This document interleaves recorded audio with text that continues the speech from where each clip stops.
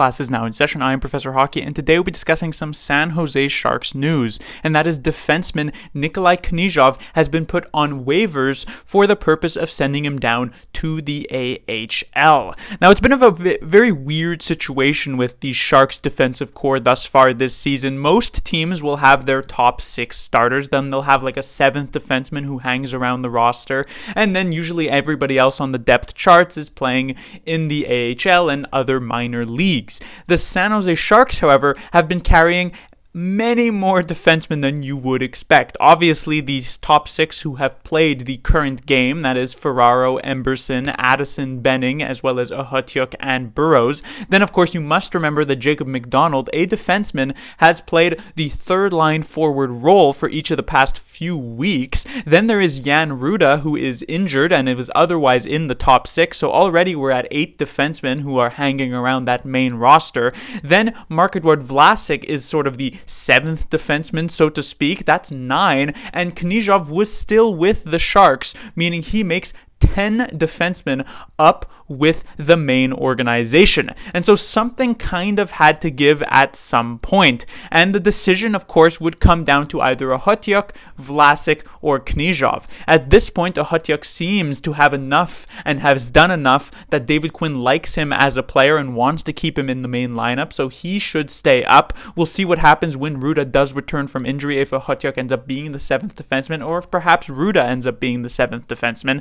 Vlasic is then the other option for who to waive, but even though the Sharks have sort of gotten up the guts to bench this longtime San Jose Sharks veteran player, it doesn't seem as though they're ready quite yet to pull the trigger on actually waiving him, which would very much be sort of the end of the career, so to speak, of Marc-Edouard Vlasic, because I don't really see him coming back from such a move. And so instead, Mike Grier had decided to send down Knyzhov, and I'm, not so torn up about it, but it's not exactly something I agree with either. In fact, in my previous review, when I talked about Ohotyuk not having the best of games once again, I felt as though Knyzhov should be given at least a couple of moments to get some reps in and perhaps even outperform Ohotyuk, but that is no longer an option.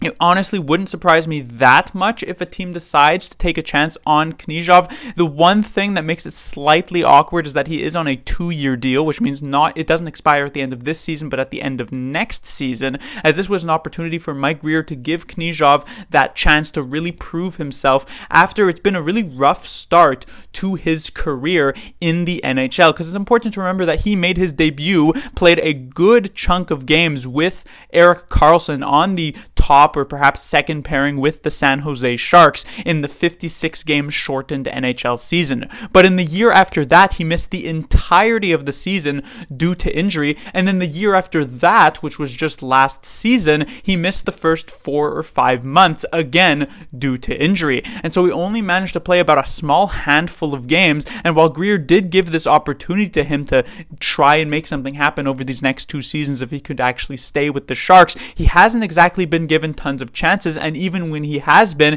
it's quite clear that the development due to these massive injuries has kind of slowed down from that promising first season when he was indeed played with Karlsson. And so this may end up being a bit of the end of the line with the San Jose Sharks at this point, as he will get sent down to the Barracuda if not picked up, where he will kind of have to jostle for positioning there as well. The Barracuda have been frequently running an 11 forward, 7 defenseman unit because they have a lot of players that they want to play on the back end. From a Sharks perspective, you have multiple prospects like Gavanka, Mukhamadullin, and Thrun, who you want to give good and at least decent defensive ice time to. Adding Knyzhov to this mix, who will obviously end up being the most experienced NHL defenseman down there, is going to make things a bit more awkward. Because he does have those 2 seasons, there is still technically a chance for Knyzhov to come back up, but we already know of the defensive logjam that the Sharks have. It's hard to imagine a world where he finds that space unless multiple injuries do